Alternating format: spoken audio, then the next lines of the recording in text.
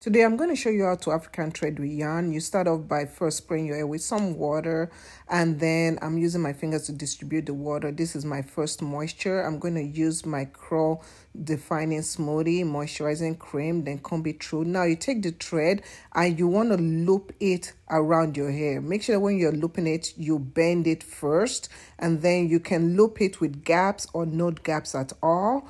And you just keep on looping it to the very end.